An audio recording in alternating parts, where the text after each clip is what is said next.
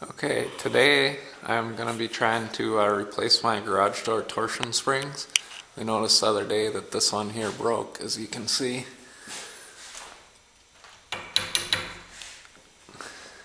And the other one's still good, but if one is fatigued enough to break, the other one's probably not too far behind it. So if you're going to replace them, probably a good idea to replace them both.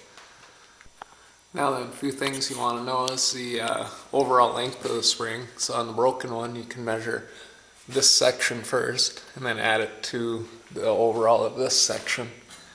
And then also measure the one that's still under tension, the overall length, which should be longer than the broken one, because it's stretched a little bit from being under load. Then you need to know your wire diameter, which you can find by taking a tape measure and counting 10 coils over. Actually, some people recommend 20 coils, so you can count 10 and 20 just to double check. But line up like the 1-inch mark or 2-inch mark right on here and count over, and then find out how many coils you have. So to start, I'm going to disconnect this.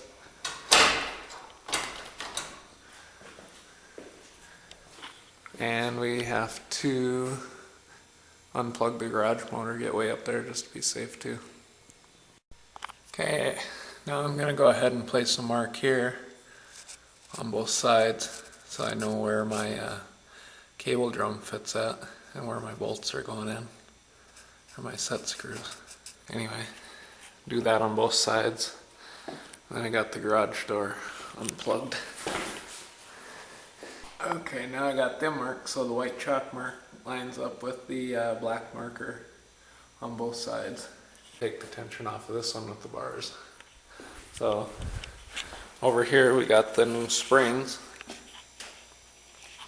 and we got 1/2-inch bars that fit into the end of these to loosen them. You'll see in a minute. Okay, first you have to loosen these set screws.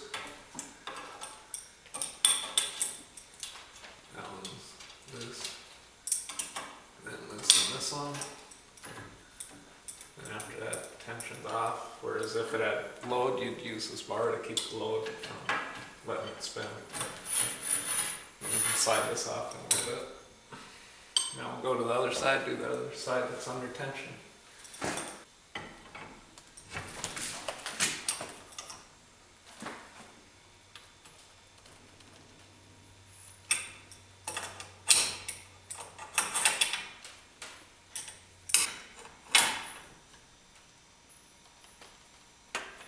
Okay, I can feel the tension starting on the bar now. Yep.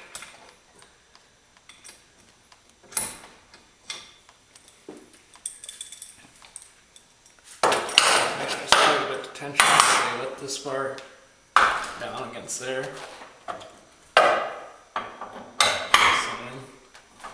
Raise up, then let it down again. And yeah, there's a lot of tension on it. So, but it's nothing a grown adult can't handle. So you just keep switching. Make sure your bars don't slip out.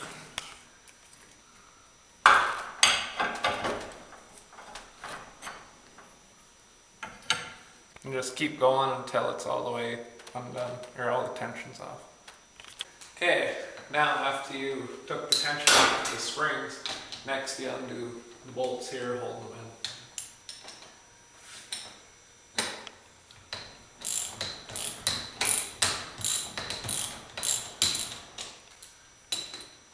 Okay, there that one is.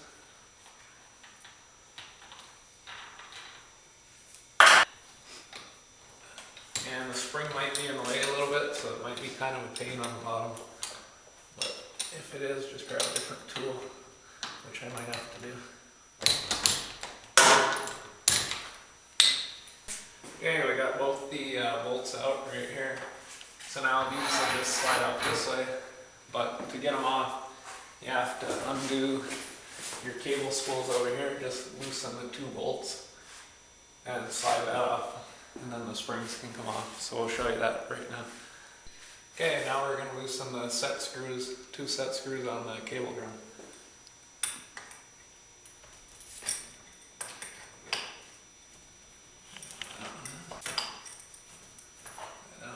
Now it should be able to slide.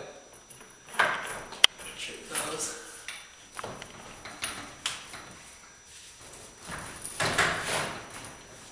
And all else fails, it doesn't hurt to twist the bar and try and slide. It makes it come off a little easier. So there you have it.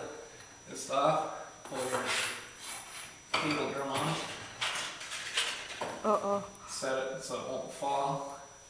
And then take your spring and slide that off.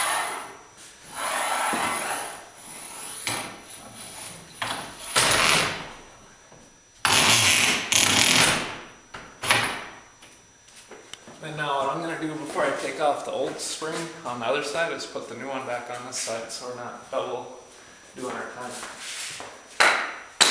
Okay. So for this one, this is our replacement spring for this side.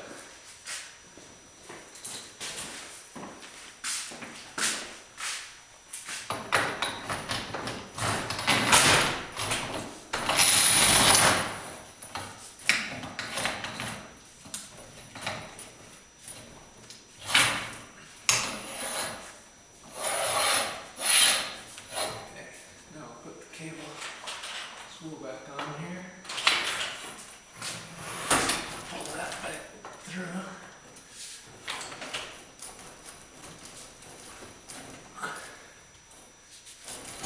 There we go. Now we'll go do the other side.